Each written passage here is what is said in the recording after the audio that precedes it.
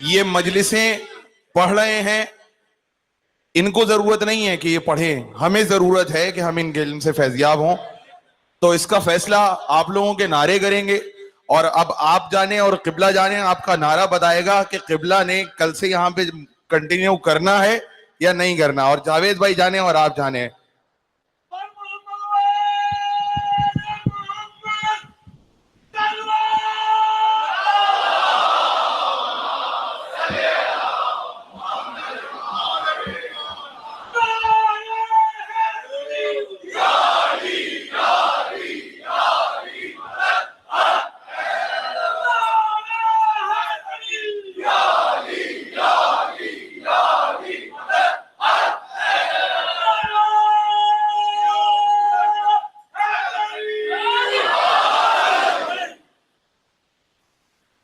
بسم اللہ الرحمن الرحیم.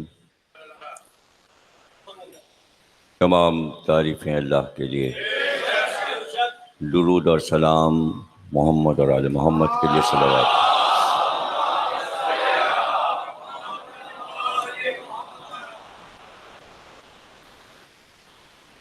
مجالس تفسیر قرآن امام بارگاہ چہارده معصومین میں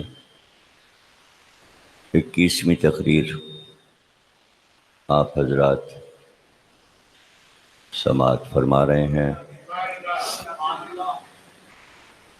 دونوں امام بارگاہوں کی مجالس کو ملا کر 42 یا 43 مجلسیں کامل ہو رہی ہیں. میں نے کل یہ مجلس میں اسی لیے عرض کر دیا تھا اور قائم صاحب سے مشورہ بھی کیا تھا کہ بھئی 21 کو یہاں آخری مجلس قرار دی جائے، یہ والی، اس لیے کہ شب قدر میں خواتین یہاں اعمال کرتی ہیں، اور اگر ممبر باہر رکھا جائے 21 کے بعد تو ظاہر ہے کہ ہماری قوم چونکہ فصلی ہے اور پوری قوم ہماری جو ہے، مطلب وہ مخصوص حضرات جو یہاں آتے رہے ہیں اور پورے مہینے کی مجلس کرتے ہیں، ان کو چھوڑ کر میں یہ سمجھتا ہوں کہ پوری شیعہ قوم موسمی پرندے ہیں.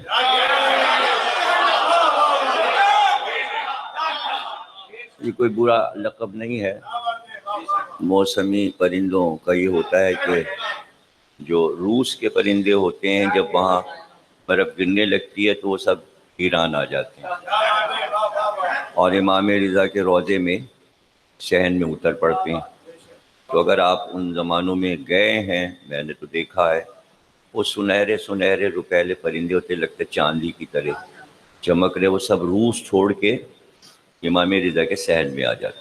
یعنی اگر آپ چاہیں تو ایسے اٹھا کے ہاتھ پہ رکھ لیں، نہ وہ ڈرتے ہیں کسی سے، نہ وہ آپ کے چلنے سے ادھر ادھر ہوتے ہیں، وہ اپنا پورے پھیلے ہوتے ہیں.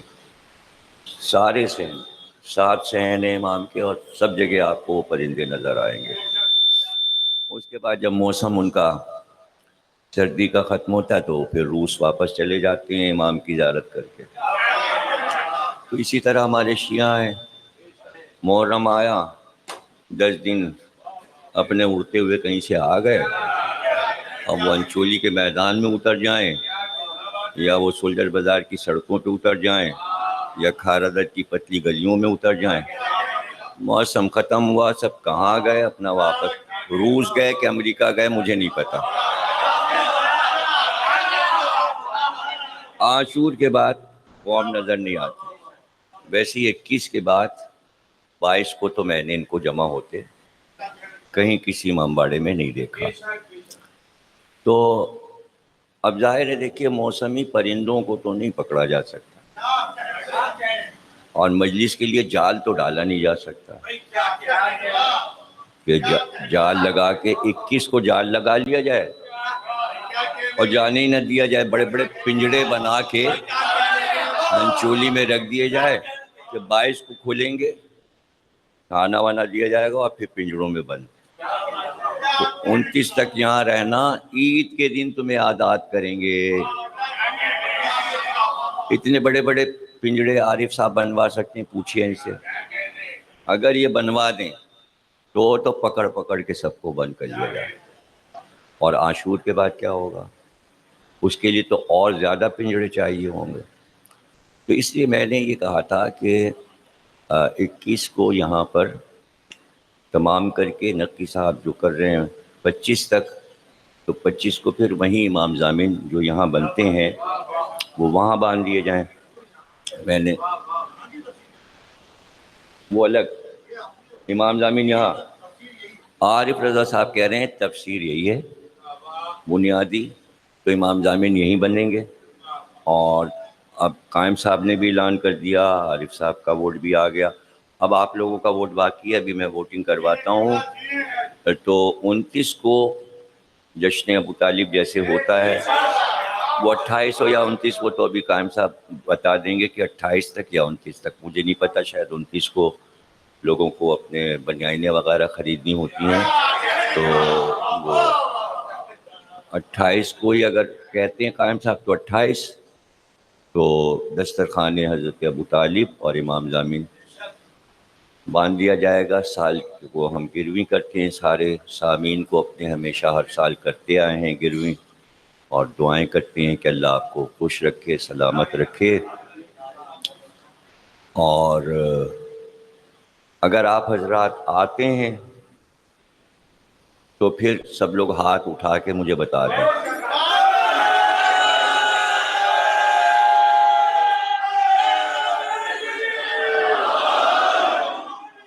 شکر ہے بہت, آپ سلامت رہیں, آپ کے گھر آباد رہیں. تو لگ رہا ہے کہ ذکر علی سننے کے آپ کتنے شوقین ہیں کہ آپ اس میں قصر نہیں چاہتے, یعنی ذکر علی میں کمی نہ ہو. تو بہت بہت آپ کی محبت, شکریہ. تو مجلسیں جاری رہیں گی. میں نے تو اس زحمت سے کہ 2 مجلسیں آپ حضرات کو کرنا پڑنی ہے, وہاں بھی اور یہاں بھی. دوسرا مسئلہ جو تھا اس کو میں ابھی وہاں بھی بیان کر چکا. کل کی شب شہادت اہم ترین مرکزی مجلس میں ممبر پہ جیسے ہی میں بیٹھا تو لائٹ کا جانا, یہ ایک خطرے کی گھنٹی ہے. اور اس میں سب کو, اہل محلہ کو بھی, انتظامیہ کو بھی, محلے کی محلہ کمیٹیوں کو بھی ہوشیار رہنا چاہیے. اس لیے کہ ہمارے لیے قیمتی ترین ایام اضحیٰ, محرم اور سفر, جہاں مسلسل کوئی دن نہیں ہوتا کہ شب داری اور مجلس نہ ہو رہی ہو. عام دنوں میں تو چلیے شکایات تھیں کہ لوڈ شیڈنگ ہو رہی ہے اور لوگ پریشان برسوں سے ہیں. مشرف کے دور سے اب تک لائٹ کا مسئلہ پاکستان کا حل نہیں ہوا.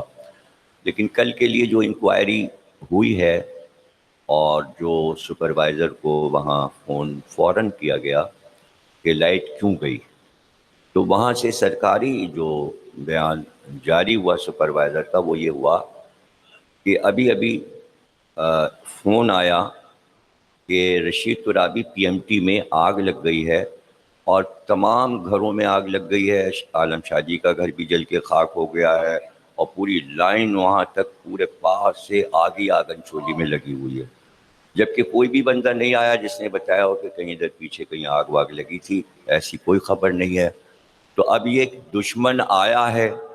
میں تو نہیں سمجھ سکتا کہ مولا علی کے ماننے والے گھر کے پیدا ہونے والے کسی بچے نے ایسی حرکت کی ہو.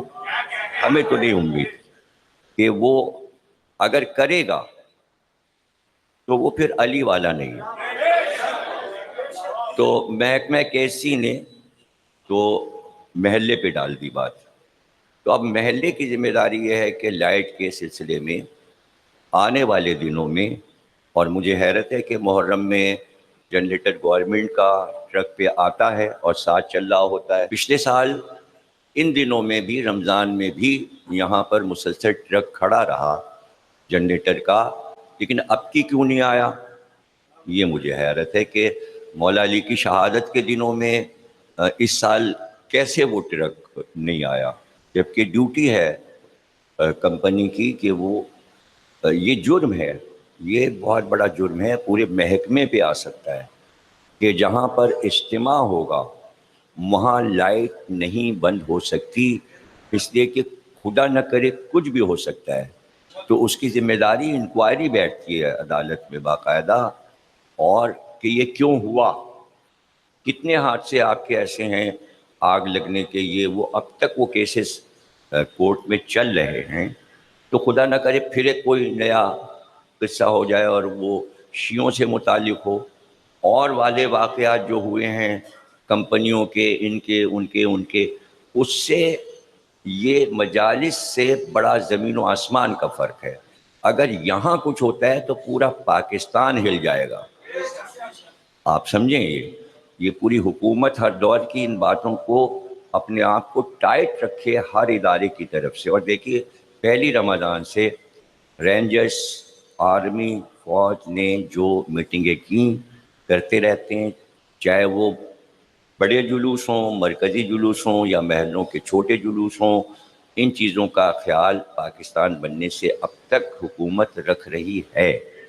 تو عوام کا بھی فریضہ ہے اور اہل محلہ کا بھی فریضہ ہے کہ ان چیزوں کی سہولت جو قانونی ہے اس کو، قانون کو ہاتھ سے نہ جانے دیں کہ قانون کیوں نہیں استعمال ہوا، کہ بھائی ایسا ہو سکتا تھا۔ اب امام باڑے میں سب کے اپنے جنریٹر ہیں، جب سے بجلی کا مسئلہ ہوا ہے، شہدائے کربلا کا تو آٹومیٹک ہے، لائٹ جاتی ہے اور فوراً جنریٹر چل جاتا ہے، یہاں بھی جنریٹر ہے، لیکن مشکل یہ ہوئی کہ یہاں پر 3 منزلیں بنی اور نیچے اتنی جگہ نہیں ہے۔ پہلے تو اس کمرے میں جنریٹر ہوتا تھا، لیکن یہاں بھی جگہ نہیں ہے، ادھر مائک کا استعمال، سارا مشینری رکھی ہوتی ہیں، تو اب تیسری منزل پہ اگر جنریٹر رکھا ہے تو 20 منٹ تو وہاں چڑھنے میں لگیں گے۔ پھر اس کے بعد دوسرا مسئلہ یہ جو عرض کر دوں کہ یہ امام باڑہ ہو یا یہ امام باڑہ ہو، میں نہیں سمجھ سکتا کہ آپ اپنے گھر پہ مجلس کریں، سامعین بلائیں، ذاکر آ جائے اور خود آپ چلے جائیں پیر بازار، صدر گئے ہیں بھائی، کہا ہے کچھ خریدنے گئے ہیں، ایسا سننے میں آیا ہے۔ جب امام باڑے کے منتظمین کو مجلس ہو رہی ہو تو آخر مجلس تک امام باڑے میں ہونا چاہیے۔ کل مجلس شروع بھی نہیں ہوئی اور تالے لگا کے سب پورا عملہ غائب ہو گیا۔ یہ جب تک آپ ذمہ داری نہیں سمجھیں گے، مجلس تو سب کی ہے بھائی۔ آپ جب اوپر جاتے ہیں جنریٹر چلانا تو پتہ چلا تالا پڑا ہوا ہے، جنریٹر بھی نہیں چل سکتا، ادھر بجلی کمپنی کا مسئلہ، ان کی اپنی خامیاں، یا یہاں سے کسی کا فون جانا، یہ اپنے مسئلے، دوسرا مسئلہ کہ جنریٹر بھی بر وقت نہ چل سکا، اور مجھے اپنی تقریر کا موضوع بدلنا پڑا، اور میں نے پھر حکومت پہ بھی تنقید کی اور میں نے دیگر ذمہ داروں کو بھی تنقید کے لپیٹ میں لیا۔ یہ میرا حق ہے۔ ہماری عزاداری میں کوئی بھی مسئلہ ہوگا، اگر وہ حکومتی سطح پر سہولت جو ہمیں قانونی ملی ہوئی ہے اس میں کنجوسی ہوگی، وہ میں کہنے کا حق رکھتا ہوں، وہ میں کہتا رہوں گا، اس لیے کہ وہ قانونی حق ہے۔ تو یہ تمام چیزیں جو ہیں ان پہ نظر رکھی جائے۔ آپ یہ دیکھیے کہ کئی کمیٹیاں ماشاءاللہ یہاں بنی ہوئی ہیں، اللہ سب کو سلامت رکھے، بڑا انتظام اہل محلہ کے نوجوان کرتے ہیں، لیکن شبوں میں سب غائب رہے، دونوں طرف کے ٹرسٹیز غائب رہے، وہاں کا امام باڑہ نقوی صاحب کو دے کے سب جا کے گھروں پہ سو گئے۔ اب یہاں بھی یہی ہوا کہ جناب آفس بند، مجلس ہو رہی ہے، شروع ہو گئی، سب چلے گئے اپنے اپنے گھر، یعنی جیسے کسی کو مجلس کرنے ہی نہیں۔ یہ بات سمجھ میں نہیں آیا۔ اگر اہل سنت ہوتے کہ پتہ چلا کہ عملہ جو ہے وہ اہل سنت ہے تو پھر آپ چلے جائیے۔ تو جو نعرے اتنے ہیں کہ ہم امام زمانہ کے فوج کے سپاہی ہو جائیں، اے سپاہیوں کے رنگ جب یہاں نظر آ رہے ہیں تو امام زمانہ بھرتی کریں گے لشکر میں، یہ بتا دیجئے ہمیں۔ اور بھائی سپاہی تو چاق و چوبند ہوتا ہے، اسی لیے تو اتنی کم، اتنی بڑی اللہ کی دنیا، اور اللہ میاں کا انتظام دیکھیے کہ آدمی کتنے دیے، 313۔ 313 پوری دنیا میں کیا کر لیں گے؟ لیکن چونکہ اعتماد اللہ کو تمام عوام پہ نہیں ہے تو اللہ نے 313۔ بس اب اس جملے کی قیمت سمجھ لو۔ لوگ کہتے ہیں حسین 2 لاکھ آدمی لا سکتے تھے، 72 پہ اعتماد تھا جو آئے تھے، جن پہ اعتماد تھا نہیں لائے، نہیں لے کے آئے۔ تو آپ اعتماد یہاں کسی ایک دوسرے پہ مت پیدا کریں کہ ان کو دکھانا ہے یہ کام، ان کو دکھانا ہے، کسی کو نہیں دکھانا۔ آپ کو امام زمانہ کو دکھانا ہے، آپ ان کو جواب دیں، وہ دیکھ رہے ہیں آپ کو۔ تو کیا آپ سمجھ رہے ہیں یہ باتیں نوٹ نہیں ہو رہی؟ یہ سب باتیں وہاں نوٹ ہوتی ہیں اگر آپ روحانیت کے قائل ہیں، اور مادی دنیا میں اتر گئے تو میرا سب بیکار ہے کہنا۔ جب آپ روحانی دنیا کے قائل ہیں تو یہ سمجھ جائیے کہ روحانی دنیا ایک الگ نرالی دنیا ہے، اور وہ ہمارے پاس ہے۔ وہ نہ یہودیوں کے پاس ہے، نہ وہ عیسائیوں کے پاس ہے، نہ وہ کسی اسلامی فرقے کے پاس ہے۔ نوجوان 22-24 سال کا لڑکا، لشکر تیار ہو رہا ہے علی کا اور جا رہا ہے جمل کے لیے۔ وہ آیا، اس نے کہا ماں میری بیمار ہے لیکن میں تیار ہوں آپ کے ساتھ چلنے کے لیے، کہ جو ثواب آپ کے ساتھ جنگ میں لڑنے کا ہے۔ مولا علی نے کہا کہ تیرا جہاد ہے، تو اپنی بوڑھی ماں کی خدمت کر، اور اس جہاد میں میرے ساتھ لڑنے کا ثواب تیرا درج ہو گیا۔ بھائی جہاں یہ روحانی دنیا جاری و ساری ہو، تو ہم تو ان چیزوں کے قائل ہیں، ہم ان چیزوں کو جانتے ہیں، ان چیزوں کو مانتے ہیں، ہمارا یقین ان چیزوں سے نہیں ہٹتا۔ اور بار بار میں یہ کہتا ہوں کہ ہر ایک کے اپنے حصے کی شمع ہوتی ہے، یہ نہیں کہ یہ کام ان کا ہے تو وہی کریں گے، نہیں، وہ کریں نہ کریں، اگر آپ کی نظر میں آ رہا ہے آپ کر سکتے ہیں۔ ایک گڈھا یہاں ہو جائے، پانی بھر جائے، تو ضروری نہیں کہ انتظامیہ آ کر اس پانی کو خشک کرے اور پھر دری بچھائے۔ جس کو نظر آئے کہ وہ ہے تو پھر وہ ہے، آپ کریں اس کام کو۔ یہ آپ کو ائمہ نے سکھایا ہے، اور یہ بات دشمن کو پتا، یہ بات دشمن کو پتا۔ جب تک کہ ایک علی والے کا لہو حجاج بن یوسف چاٹ نہیں لیتا تھا، اسے نیند نہیں آتی تھی۔ ہر کھانے میں ایک قتل ضروری تھا کہ لہو کے قطرے اس کے کھانے میں ڈالے جائیں۔ اب آپ بتائیے 2.5 لاکھ علی والے کوفے میں مارے ہیں حجاج نے، روز صبح ایک قتل ہو رہا ہے، روز صبح ایک قتل ہو رہا ہے۔ ایک دن کوئی نہیں آیا، کوئی نہیں آیا۔ حجاج نے کہا ابھی تک تم کوئی آدمی لائے نہیں، میں تو کھانا نہیں کھا سکتا جب تک کہ علی والے کا خون میرے کھانے میں نہ پڑے۔ ان کا بھائی سب بھاگ گئے، شہر چھوڑ کے چلے گئے۔ گورنر کو جواب دیا جا رہا ہے کوفے کے، ان کا نہیں ہے، کوئی ایک شیعہ نہیں ہے۔ اس نے کہا شیعہ ہیں، چھپ گئے ہیں، چھپ گئے ہیں، یہیں کوفے میں ہیں، میں جانتا ہوں، لیکن لانا ہے تجھے۔ ان کا بھائی کیسے لائیں؟ تو پہچان ہے، پیشانی پہ لکھا ہے۔ اس نے کہا سڑک کے بیچ میں ایک گڈھا کھود دے، بھیجا گیا لوگوں کو، ایک گڑھا کھود دو 20 سڑک پر، اور جو راستے میں ایک بڑھیا جا رہی ہو اس کو اٹھا کے اس گڈھے میں پھینک دو۔ سارے سپاہی گئے، 20 سڑک پر گڈھا کھود دیا، بڑھیا کو اس میں پھینک دیا۔ حجاج نے کہا یہ بڑھیا راستہ چلنے والوں کو پکارے گی میری مدد کرو، مجھے گڑھے سے نکالو۔ ایک کوفے والا اس کی آواز نہیں سنے گا، لیکن جو اس کو پکڑ کے گڈھے سے ہاتھ نکالے وہی علی کا شیعہ ہے، لے آؤ پکڑ۔ تو حجاج جیسے ظالم کو پتا تھا کہ علی والا جو ہوتا ہے وہ مظلوم کی پہلی آواز پہ آتا ہے، اسی پہ تو ہمیں فخر ہے کہ ہم مظلوم ہیں، ظالموں کے ساتھی نہیں ہیں۔ صلوات پڑھیے۔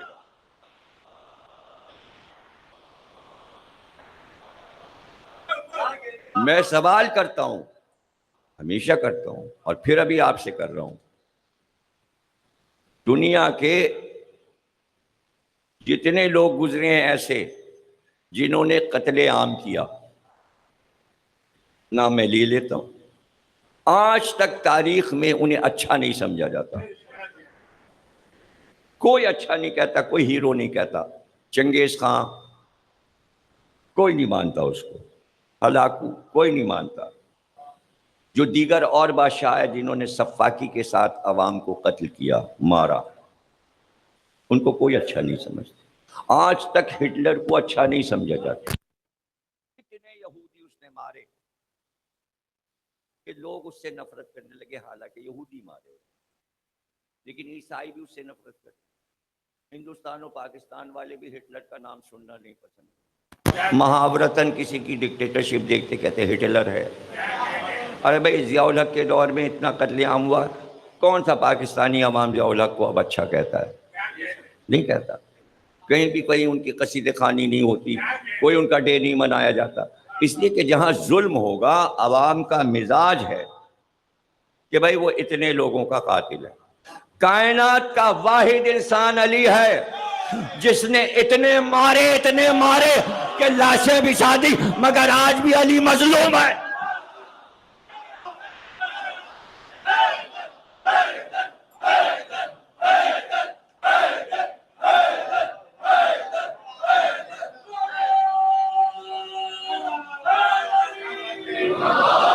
جملے سنیے گا، تاریخ کے جملے. بدر میں مارا، احد میں مارا، خندق میں مارا، یہودیوں کو خیبر میں ایسے مارا کہ سر نہیں اٹھا سکے. حنین میں مارا، صفین میں مارا، نہروان میں مارا، جمل میں مارا. اور جب جمل میں مسلمانوں کو مارا اور نہروان میں سجدے کے نشان اور قاری قرآن کو مارا، تو لکھنے والے نے کہا علی کی جگہ کوئی اور ہوتا تو اسلام والے علی کو اسلام سے نکال دیتے. جملہ سنو، تصوف کی تاریخ کا جملہ سنا رہا ہوں کہ جب لاکھوں مسلمانوں کو صفین، جمل اور نہروان میں علی مار چکے تو مسلمانوں نے کہا کرم اللہ وجہہ، تیرا چہرہ تو اللہ کا چہرہ ہے.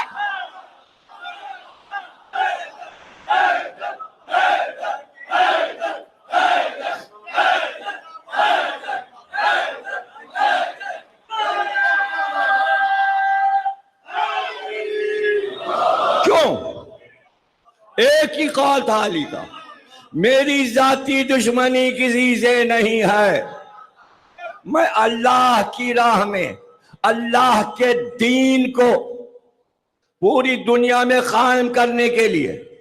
جبکہ قول علی یہ ہے کہ اگر تم خود سے آ جاؤ کلمہ پڑھ کر تو کیا ضرورت ہے کہ علی تلوار اٹھائے. سیدھا سیدھا اصول تھا. جو ڈٹ جاتا تھا کہ بتوں کو ہی پوجیں گے اور ایک کو نہیں مانیں گے تو علی کی تلوار اسے چھوڑتی بھی نہیں تھی. اب رہ گیا رسول کے بعد جو تلوار نکالی تو علی کہہ رہے تھے اس سے قیمتی جملے کیسے میں کہوں. علی کہہ رہے تھے تم مجھ سے زیادہ قرآن جانتے ہو، تم مجھ سے زیادہ رسالت جانتے ہو، تم مجھ سے زیادہ توحید جانتے ہو، تم مجھے اپنے سجدے کے نشان دکھا رہا، تم مجھ سے زیادہ قاری قرآن ہو، تو جو میں کہوں گا قرآن کے معنی یہ ہوں گے، تمہارے کہے نہیں چلیں گے. تو علی سے ضد کر رہے تھے، علی کی ٹکر پہ آ کے دین ہم زیادہ جانتے. تو علی نے کاٹ کے پھینک دیا کہ تم کیسے دین زیادہ جانتے ہو، دین ہم زیادہ جانتے ہیں. تم ہم سے دین لو، تم ہمیں ڈکٹیٹ نہ کرو. نہروان والے، جمل والے علی کو ڈکٹیٹ کرنے آئے تھے، اور علی تو صاحب بات کہہ رہے تھے کہ اسلام میں تو عورت ڈکٹیٹ کر ہی نہیں سکتی. اب آپ اپنی ضد میں لاہور میں یہاں وہاں کہ ماں بیٹے کا یوم کیسے ہے؟ آپ رشتہ بدل دیں گے؟ ماں بیٹا تو ہو ہی نہیں سکتا. ایک دیور ہے، ایک بھاوج ہے، دیور بھاوج کی لڑائیاں ہوتی رہتی ہے. اب یہ کہو کہ دیور اتنا اعلیٰ تھا کہ بھاوج کے پردے کو برقرار رکھ کے بھائی کے گھر کی عزت ہے، ہماری میں بٹھا کے پردے میں عزت کے ساتھ کہ یہ تیرا گھر ہے، اے بھابھی یہاں پہ. تو نکلی کیوں؟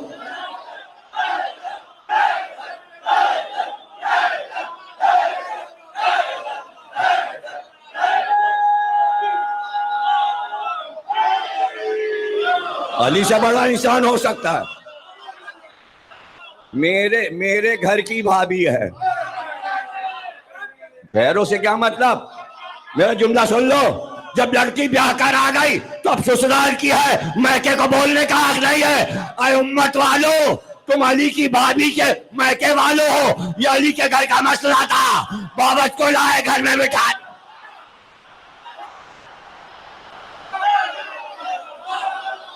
دے منائیں گے آپ؟ دے منائیے، کس نے منع کیا؟ اس میں علی کو کیوں ڈال لیں؟ جب رسول اللہ نے کہا میں اور علی امت کے دو باپ ہیں، تو باپ جب بن گئے تو نہ رسول اللہ کی کوئی اماں ہو سکتی ہے نہ علی کی اماں ہو سکتی ہے، اس لیے کہ دونوں برابر ہیں۔ اگر آپ کسی کو علی کی اماں بنا رہے تو آلریڈی وہ رسول کی بھی اماں ہو جائے، بیوی رسول کی اماں نہیں ہو سکتی، کیسے ہو جائے؟ یہ قانونی بات سمجھا رہا ہوں، اسلامی قانون سمجھا رہا ہوں آپ کو۔ کوئی بھی اہل سنت، کسی اہل سنت عالم کے پاس چلے جائیے، جتنے ہیں جو پڑھے لکھے ہیں وہ یہی کہیں گے کہ ہم چوتھا خلیفہ علی کو مانتے ہیں، اگر چوتھے خلیفہ کے خلاف کوئی لڑے گا، مقابل آئے گا، ہم چوتھے خلیفہ کی خلافت کو برقرار رکھتے ہیں، کسی کو نہیں مانتے۔ علی سے لڑنے یہ اجتہاد عجب ہے کہ ایک دشمن دین علی سے آ کے لڑے اور خطا کہیں اس کو۔ مرزا غالب خطا اجتہادی، کیا خطا اجتہادی؟ امام کے سامنے اجتہاد کچھ تھوڑی ہوتا ہے، امام کے دور میں اجتہاد کیسے ایجاد ہو جائے گا؟ ارے آپ بتائیے، عورت کیسے اجتہاد کرے گی؟ جمل مجتہدی، اجتہادی غلطی۔ علی کے سامنے اجتہاد کیا چیز ہے؟ اجتہاد تو جد و جہد کو کہتے ہیں، کہ علم کو پڑھ کے اس میں جد و جہد کرنا۔ امام وہاں سے پڑھا پڑھایا آتا ہے، اس کے سامنے آپ جد و جہد کیا کر رہے ہیں؟ مجتہد کا دور تو شروع ہوتا ہے امام زمانہ کی غیبت کے بعد۔ امام اور نبی کے سامنے اجتہاد تھوڑی، لفظ بھی تو دیا ہوا رسول اللہ حضرت علی ہی سمجھائیں گے نا، کہ جب ہم نہ ہوں تو ہماری بتائی حدیثوں میں تم غور و فکر کر کے اپنے مسئلے کا حل نکال لینا۔ اسی کو فقہ کہتے ہیں، اسی کو شریعت کہتے ہیں، اسی کو اجتہاد کہتے ہیں۔ اور 1400 سال بعد بنی ہوئی چیز کو آپ علی کے مقابل لے آئیے، یہ سب نادانی کی بات ہے، بچوں کی باتیں ہیں۔ علی نے جو رویہ اختیار کیا اور جو رحیمی اور کریمی دکھائی، آپ دیکھیے کہ صفین کی لڑائی تیار ہے، معاویہ نے علی کو خط لکھا، نہج البلاغہ میں موجود ہے، کہ تم مجھ سے لڑنے کے لیے صفین میں آ رہے ہو، حالانکہ گورنر ہے، علی حاکم ہے پوری حکومت کے۔ اور دیکھیے علی معاف کیسے کرتے ہیں، یعنی گورنر بدتمیزی کر رہا ہے، معزول کر سکتے ہیں علی، نکلوا سکتے ہیں، گورنر بدل سکتے ہیں، لیکن علی کی مہربانیاں دیکھیے۔ اور خط بھی لکھ رہا ہے، نہج البلاغہ میں خط ہے، خط میں لکھتا ہے، کہتا ہے کہ علی تم وہ وقت بھول گئے جب تمہیں گھر سے کھینچ کے نکالا گیا تھا اور تمہارے گلے میں رسیاں، ایک سرکش اونٹ کو جیسے رسیوں سے باندھا جاتا ہے اس طرح تمہارے ہاتھ پیر باندھ کر سڑکوں پہ گھسیٹا گیا، وہ وقت بھول گئے، اب تم مجھ سے لڑنا چاہ رہے ہو؟ مولا علی نے خط لکھا، جواب لکھا، کہ سن، تو نے اپنے لفظوں سے میری بے عزتی کرنا چاہیے، میری تذلیل چاہیے، لیکن تو نے میری مظلومیت کو اجاگر کر دیا۔ اب پوری تقریر کا حاصل یہ جملہ ہے کہ علی نے قتل عام کیا ہے، لیکن دشمنوں نے علی کو مظلوم بنایا، تو آج تک انگریزوں کی نظر میں علی مظلوم ہے۔ کوئی یہودی بھی علی کو ظالم نہیں کہتا، جبکہ کتنے یہودی مارے ہیں۔ معجزہ تو دیکھو علی کا، یہودی کی کتابیں میں آپ کو دکھاؤں جو علی کی شان میں انہوں نے لکھی ہیں، انہیں تو کہنا چاہیے تھا خیبر میں علی نے یہودیوں کو بہت مارا، لیکن وہ علی سے محبت کرتے ہیں۔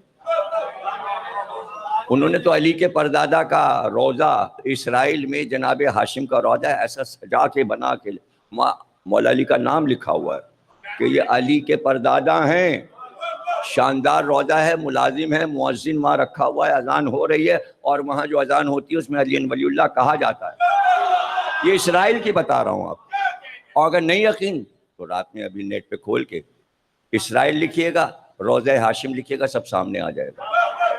کوئی چیز اب چھپی نہیں ہے، ڈھکی نہیں ہے کہ کتابوں میں اور کتب خانوں میں دیکھی جائے۔ فیس بک پہ دیکھیے، یوٹیوب پہ دیکھیے، گوگل پہ دیکھیے، کہیں نہ کہیں سب کچھ مل جائے گا۔ تو علی کہتے تو نے تو میری مظلومیت کو ظاہر کر دیا۔ اگلا جملہ سنیے جو اس سے زیادہ شاندار جملہ، کہ تو نے میری مظلومیت کو ظاہر کر دیا اور کچھ لوگوں کے چہرے سے نقاب ہٹا کر علی کے دشمنوں کو ظاہر کر دیا کہ وہ علی کے دشمن تھے۔ تو نے ان کا ظلم ظاہر کیا۔ یہ خط لکھ کر، خط لکھا، اور ایک بار علی نے اصحاب کی طرف دیکھا، یہ خط لے کر کون جائے گا؟ مولا علی کے اصحاب میں جب حنین کی جنگ ہوئی تھی تو بنی طے لڑے تھے، جس کا حاتم طائی سردار تھا، اور حاتم طائی کی بہن جب رسول اللہ کے سامنے آئی تھی تو اس نے وہی کلمہ پڑھا تھا، اور رسول اللہ نے اپنی ابا بچھا دی تھی اس کو بٹھانے کے لیے، اور اس نے بڑے ادب سے اسلام قبول کیا، جبکہ اس کا بھائی بھی مارا گیا تھا، اس کا باپ بھی مارا گیا تھا۔ اسی کا ایک بھائی عدی تھا، وہ حضرت علی کا صدق کے دل سے صحابی ہو گیا تھا۔ عدی کے بعد اس کا بیٹا ترمہ، تو رے میم علی زبر ماں بڑی ہے حلوے والی، ترمہ بن عدی بن حاتم طائی۔ یہ اتنے حضرت علی کے چاہنے والے، ہر وقت غلامی میں، پیغمبری کا کام کرتے تھے، یعنی ڈاکیے کا کام، خط لانا لے جانا۔ یہ کھڑے ہو گئے اور انہوں نے کہا یا علی، یہ خط لے کر حاکم شام کے پاس میں جاؤں گا، شام جاؤں گا۔ مولا نے خط دے دیا، ترمہ نے وہ خط لیا، امامہ اتارا، سر پہ رکھا، اور پھر امامہ پہن لیا۔ قد لے کے چلے، قد میں بہت لمبے تھے اور اونٹ پہ بیٹھا کرتے تھے، اس لیے کہ قد لمبا تھا تو گھوڑے پہ بیٹھتے تھے تو نہیں بیٹھ سکتے تھے، تو اونٹ پہ سواری کرتے تھے۔ خط لے کر اونٹ پہ بیٹھے، شام پہنچے۔ وقت یہ تھا کہ معاویہ اپنے محل کی چھت پہ بیٹھا ہوا تھا، اور اس کا جو وزیر اعظم تھا جس کا نام شرجیل تھا، جو بڑا ظالم تھا، یعنی یہ شرجیل نام بنی امیہ کا نام ہے۔ جب میں اپنے بچوں کو دیکھ رہا ہوں کہ کچھ ماں باپ یہ نام رکھ رہے ہیں، شمر اور شرجیل ایک ہی معنوں میں آتا ہے اور حرکتیں بھی ایک ہی جیسی ہیں۔ یہ نام مسلمانوں کو نہیں رکھنا چاہیے، یہ اچھے نام نہیں ہے، منوس نام ہے۔ شرجیل بھی بیٹھا تھا۔ شرجیل نے اسے کہا کہ یہ آنے والا کوفے کا لگتا ہے، اس کا حلیہ کوفے کا ہے، ابھی یہ محل کے قریب سے گزرے گا۔ تو معاویہ نے کہا اس کا مذاق اڑائیں گے۔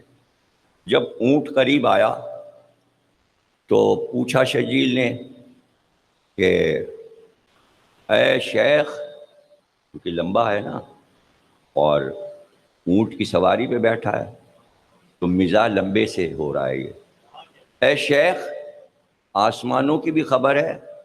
یعنی تیرا قد تو اتنا آسمانوں میں جا رہا ہے، تیرا سر تو آسمان سے مل رہا ہے۔ یہ تنزیہ جملہ تھا۔ تو ترمہ بن عدی بن حاتم طائی نے یوں کر کے آسمان کو دیکھا، کہاں خبر تو ہے؟ کیا خبر ہے؟ کا خبر یہ ہے کہ موت کا فرشتہ فضا میں منڈلا رہا ہے، جلدی تمہاری طرف آ رہا ہے، صفین کے میدان میں اترنے والا ہے، لاشیں سمیٹنا، ادھر ہی منڈلا رہا ہے شام کی طرف۔ چپ۔ اب جملے جب زوردار ہوں اور مقابل ہی سمجھے ہم بڑے جملے بولتے ہیں اور اس سے زیادہ ضلع جگت والا آ جائے تو چپ۔ ان کا بھائی آئے گا تو شرجیل نے کہا دربار میں آئے گا ضرور، یہ علی کا پیغامبر ہے، ضرور علی کا پیغامبر۔ دربار کو اتنا سجاؤ کہ اس کے اوپر روپ پڑے اور یہ جا کر علی کو بتائے کہ ہمارے دربار کی شان کیا ہے۔ دروازے پہ روک دیا گیا، انہوں نے کہا بھی دربار سج رہا ہے، یعنی یہ پرانی حرکتیں ہیں دربار سجانا، یہ پرانی حرکتیں۔ دربار سجا، اس کے بعد آپ کو بلایا جائے گا اور جہاں تخت رکھا تھا بادشاہ سلامت بیٹھے تھے وہاں سے سرخ کارپیٹ آپ سنتے ہیں نا، لال کارپیٹ، باہر کے مہمان آتے ہیں تو لال کارپیٹنگ پر ان کو سلامی دی جاتی ہے. یہ بھی وہیں سے شام سے چلا ہے. مسلمانوں نے بہت سی چیزیں شام سے لی ہیں. یہ لال کارپیٹ بھی وہیں سے ہے دروازے تک. اور انہوں نے کہا آئیے تشریف لائیے، چلیے آپ کیا پیغام لائیں؟ انہوں نے کہا ہم علی کا خط لائیں. کہا دے دو. کہا نہیں، حاکم کو دینا ہے، تمہارے جیسے ٹچوں کو نہیں دینا. جن کو تم حاکم کہتے ہو اس کے متعلق خط ہے، اسی کو دینا ہے. ان کا چلیے. جب چلنے لگے تو جوتیاں اٹھا کے بغل میں دبا لیں. انہوں نے کہا بھائی جوتیاں یہاں چھوڑ دیجیے، آپ جوتیاں لے کے کہاں جا رہے ہیں؟ کہنے پاگل ہو گئے، میں اپنی جوتیاں چھوڑ دوں یہاں؟ کہنے تو چھوڑ دیجیے، پھٹی ہوئی تو جوتیاں یہاں. کہنے اماں چوری ہو جائے گی، ہماری نالینیں چوری ہو جائیں گی.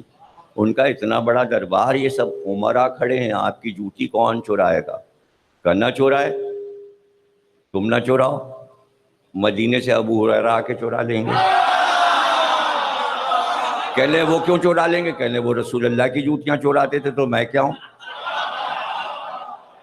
اب یہ قصہ تو آپ کو معلوم ہے. ایک دن ابو ہریرہ بہت بھوکے تھے، کھانے کو تھا نہیں، رسول اللہ کی نالینیں لے گئے بازار میں بیچ آئے. اس سے کچھ کھانے پینے کا سامان خریدا، بیٹھے کھا رہے تھے، رسول اللہ آ گئے. رسول اللہ نے کہا ابو ہریرہ کیا کھا رہے ہو؟ کہا سرکار آپ کی جوتیاں. یہ واقعہ اہل سنت نے لطائف عرب میں لکھا ہے. اتنی موٹی کتاب ہے، اس میں عرب کے جتنے لطیفے ہیں اس میں یہ بھی درج ہے، ابو ہریرہ کا قصہ اور ترمہ کا قصہ بھی اسی میں. لطائف عرب بغداد میں کتاب لکھی گئی، اتنی موٹی کتاب ہے، سارے عرب کے لطائف اس میں جمع. اس میں یہ بھی ہے جو پڑھ رہا ہوں تقریر کے آخر میں. اس کے بعد مصائب ان کا چلیے تشریف لے چلیے. اب 7 زینے تھے اور 7 زینوں کے بعد تخت رکھا تھا. پہلے ہی زینے کے پاس رک گئے. انہوں نے کہا بھائی تم علی کا خط لائے ہو؟ کہاں؟ کہا تو دے دو مجھے.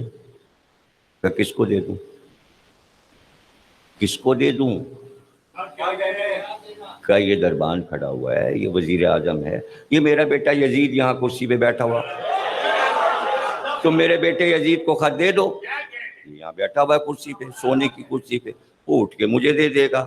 کہا واہ، جب میں شیطان سے خوش نہیں تو اس کی اولاد سے کیسے خوش ہوگا؟ علی کا خط میں شیطان کے ہاتھ میں دے دوں؟ کہا اچھا تو میرے وزیر کو دے دو. کہا وزیر کو کیسے دے دوں؟ جب ملک میں ظلم و جور ہوتا ہے تو وزیر پہلے چور ہوتا ہے. آج بھی جملہ رکھا ہوا ہے، جب ملک میں ظلم و جور ہوتا ہے وزیر پہلے چور ہوتا ہے. میں چور کے ہاتھ میں علی کا خط کیسے دے دوں؟ کیسے خط دے دوں؟ کہا تو خط ہمیں ملے گا کیسے؟ خط کیسے ملے گا؟ کہا بھائی خط ایسے ملے گا، تخت سے اترو، ایک زینہ تم اترو، ایک زینہ میں بڑھوں، پھر تم دوسرا زینہ اترو تو پھر دوسرا زینہ میں چڑھوں، جہاں پہ دونوں مل جائیں وہیں خط دے دیں گے. اب تک سے کھڑے ہوئے، ایک زینہ اترے، دوسرا زینہ اترے، ادھر سے یہ ایک زینہ چڑھے، پھر دوسرا زینہ. اب جو تیسرے زینے پہ آئے تو یہ تھے نیچے، وہ تھے اوپر، تو دور سے معاویہ کو جھکنا پڑا. اب جھک کے انہوں نے امامے سے خط نکالا اور کہا یہ لو. خط لے کے ابھی واپس تخت تک نہیں گیا تھا کہ انہوں نے ٹھٹھا لگایا. یہ والا ٹھٹھا نہیں،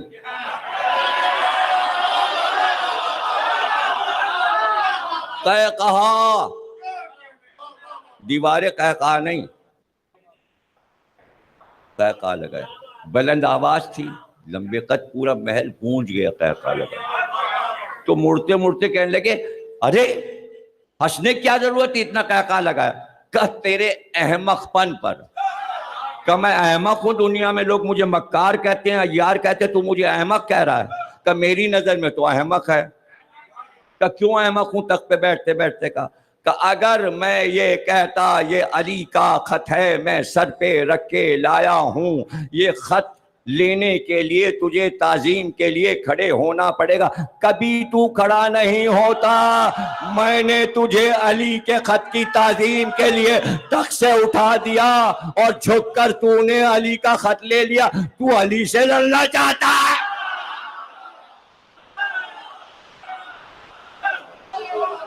تو علی سے لڑنا چاہتا ہے. تو صفین میں علی سے لڑ پائے گا؟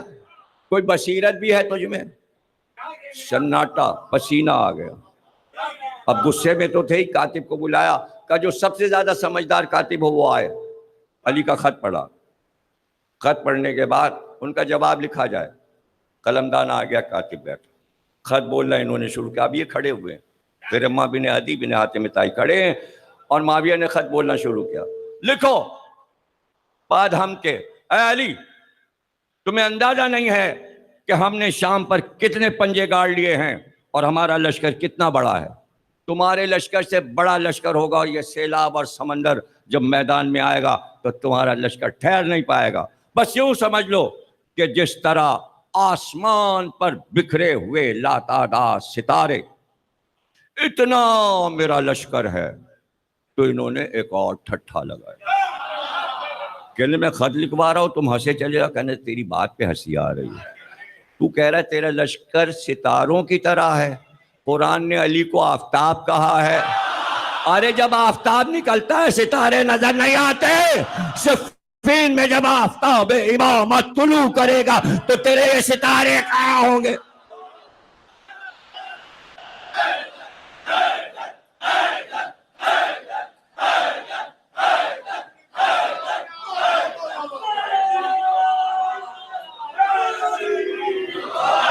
کہاں ہوں گے تیرے سے؟ کہا اچھا اس نے ٹھٹھا لگایا ہے، کہا لگایا میرے جملے کاٹ دو. یہ جملہ کاٹ دو، دوسرا لکھو. پتہ چلا علی کے دوست صرف پیغامبر نہیں، خط نہیں لاتے لے جاتے، ادیب بھی ہیں، دانشور بھی ہیں، زبان و لسانیات پر بھی عبور ہے. ان کا لکھو سرسوں کے دانے شام سے لے کر کوفے تک بکھرے پڑے ہوئے ہیں. منو سرسوں بکھری پڑی ہوئی ہے. اتنا ہے میرا لشکر. جب میرا لشکر آئے گا زمین پر تل رکھنے کی جگہ نہیں ہوگی تو علی کیسے میرے لشکر سے لڑیں گے؟ انہوں نے اس سے اونچا قہقہ لگایا. معاویہ نے کہا اب کیا ہو گیا؟ کہ یہ تو اس سے بھی زیادہ احمقانہ پن کی بات لکھ دی تم نے. کہ کیوں، اس میں کیا ہو گیا؟ کہلے سرسوں کے دانے ہیں نا، تجھ کو یہ پتا نہیں کہ علی نے ایک مرغ اصیل پال رکھا ہے، اور مرغ جو ہے وہ سرسوں کے دانے چن چن کے کھاتا ہے. تیرا لشکر سرسوں ہے تو علی کا مرغ اصیل مالک اشتر ہے. جب وہ تلوار نکالے گا تو تیرے سارے سپاہی قلع قمع ہو جائے.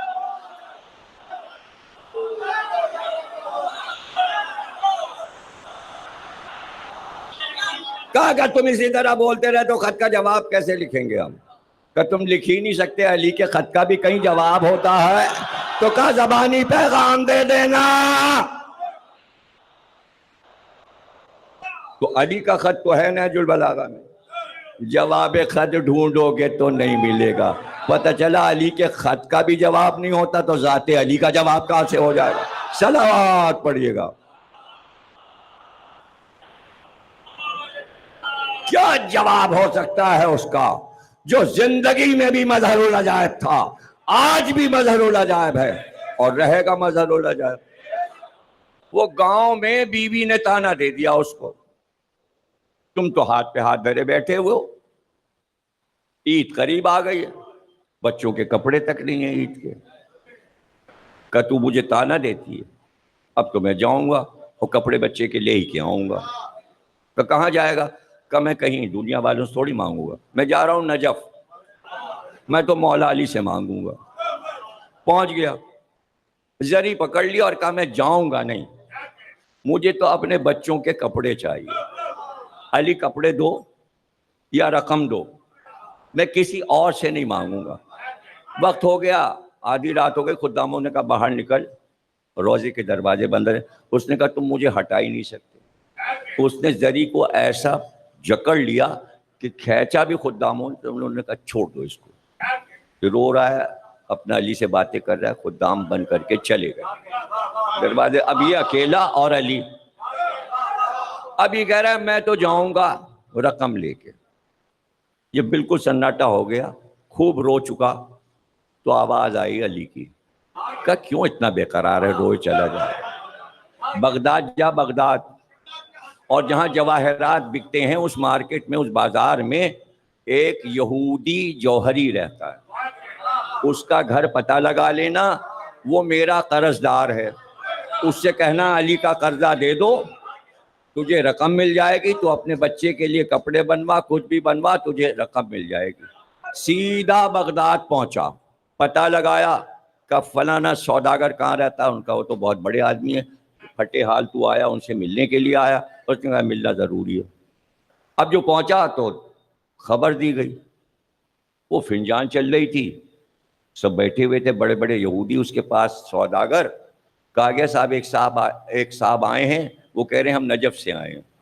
उसने कहा क्या कह रहे हैं वो कह रहे हैं हमको अली ने भेजा है। सबको छोड़ छाड़ के भागा दरवाजे की तरफ, और कहा उसको रोका क्यों, वो कह रहा अली ने भेजा है।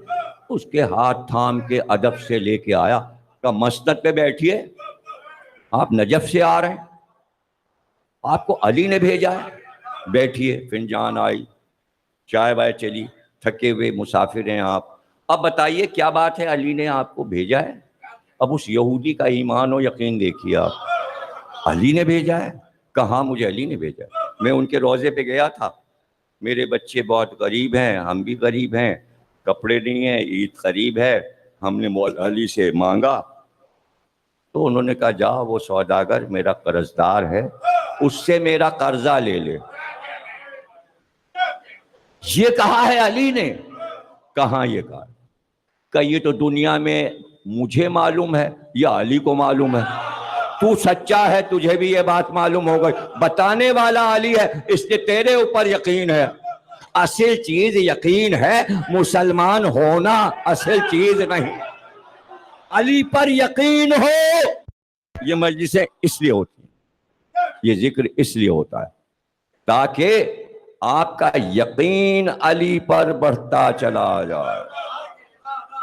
क्या भाई मुसाफिर है, बेहतरीन खाना इसके लिए लाओ, खाना आया, का खाना खाइए, खाना खा चुका, कहा अब बताओ अली ने क्या कहा, अली ने क्या कहा, अली ने कहा उससे जाकर मेरा कर्जा ले लो। अब हर 10 मिनट के बाद झूमता है आंखें बंद करके और बार बार कहता है फिर सुनाओ अली ने क्या कहा, वो फिर दोहराता है कि अली ने कहा उससे मेरा कर्जा ले लो। अब उसका एक ही विर्द है, बस मुझे सुनाए जाओ ये जुमला कि अली ने क्या कहा, और वो बार बार कहता है कि सुनाओ अली ने क्या कहा, अली ने कहा है उससे मेरा कर्जा ले लो। और उसके बाद उसने अपने गुलाम को आवाज़ दी कि मैं अपनी दुकान से सच्चे याकूत की एक थैली लाकर भरी हुई रख चुका हूँ तिजोरी में, वो बहुत दिनों से रखी है, वो ले आओ। वो थैली आई, सामने रख दिया, कि ये है अली का कर्जा, मैंने रखा हुआ था कि मैं नजफ जाऊंगा तो कर्जा अदा करूंगा, अली ने खुद ही भेज दिया आदमी, अब ये कर्जा तेरे हवाले, वो अली का भेजा है, इससे पहले कि ये थैली तू उठा ले ये बता अली ने क्या कहा। अरे अली का पैगाम किसी के नाम आ जाए,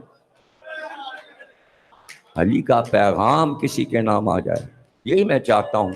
मातमदारों से, सामीन से, अज़ादारों से तकाजा इस तरह पुकारो कि अली खुद तुमसे बातें करे, अपने आप को वहां पहुंचा दो कि दुनिया वालों से कुछ न कहना पड़े, बराह रास्त अली से कहो जवाब आएगा। मासूम का कौल है कि आप बता दे क्या कहा अली ने। अली ने कहा कि उससे जाके मेरा कर्जा ले लो। कहा सुन, मैं समंदर में सफर कर रहा था, कश्ती में, माल मेरे साथ बहुत था, मैं माल लेकर बगदाद वापस आ रहा था जवाहरात, रास्ते में तूफान आया, कश्ती डूबने लगी, میں نے بہت لوگوں کو پکارا، میں نے پیغمبروں کو آواز دی، لیکن کشتی ڈوبنے لگی۔ جانے کیسے میرے دل میں ایک لفظ آیا کہ اے مسلمانوں کے امام، نجف میں رہنے والے علی، میری کشتی کو بچا لے۔ یاد رکھنا، ڈوبتی کشتیوں کو علی ہی بچاتے ہیں، علی بچاتے ہیں۔ اس ملک کی ڈوبتی کشتی کو بھی جتنا علی علی پکارا جائے گا، علی ہی بچائیں گے۔ دیگر نام لینے کی ضرورت نہیں۔ کوئی جن کی اپنی کشتیاں غرق ہو گئیں، وہ کیا بچائیں گے پاکستان کی کشتی کو؟ علی جس نے اسلام کی کشتی کو بچایا ہو، اسی کو پورا ملک پکارے تاکہ بلائیں پاکستان کی ختم ہو۔ آخری پیغام اس تقریر کا ختم کرتے ہوئے مصائب سے پہلے کہ علی کو پکارو۔ کہ تو کہاں جائے گا؟ کہ میں پہلے نجف جاؤں گا، مولا کو بتاؤں گا کہ قرضہ آپ کا مجھے مل گیا، پھر میں اپنے گاؤں جاؤں گا، بچوں کے پاس جاؤں گا اور بہت دھوم سے عید مناؤں گا۔ کہ چل میں تجھے پہنچا دوں۔ کشتی تک آیا، جب کشتی میں وہ بیٹھنے لگا، کہ ایک بار اور بتا دے علی نے کیا کہا تھا؟ اس نے بیٹھتے بیٹھتے کشتی میں کہا کہ علی نے کہا تھا اس سوداگر سے جا کر کہہ دو علی کا قرضہ ادا کر دے۔ بس ایک بار اس نے سنا، وہیں گرا اور وہیں مر گیا۔ قرضہ دے کر محبت علی میں کہ علی نے میرے پاس کسی کو بھیجا، میرا نام علی تک پہنچا، محبت میں جان دے دی اور وہ مر گیا سوداگر۔ وہ چلا گیا، کشتی میں بیٹھا۔ اب کیسے اس کی عید ہوئی، کس طرح عید ہوئی، ہم کو نہیں معلوم۔ 21 کو علی کا جنازہ اٹھا، 10 دن کے بعد عید آئی۔ کیا زینب نے بھائیوں کو پکار کے یہ کہا تھا بھیا حسن عید آئی ہے،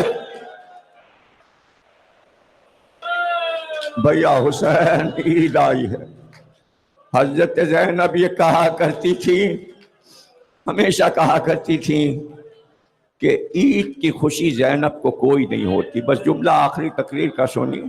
حضرت زینب ہمیشہ یہ کہتی تھی زینب کو عید کی کوئی خوشی نہیں ہوتی، اور ہمیشہ کہتی تھی میں نے نانا کا جنازہ اٹھتے دیکھا، زینب کو عید پھیکی لگتی ہے۔ میں نے اماں کا جنازہ اٹھتے دیکھا، زینب کو عید پھیکی لگتی ہے۔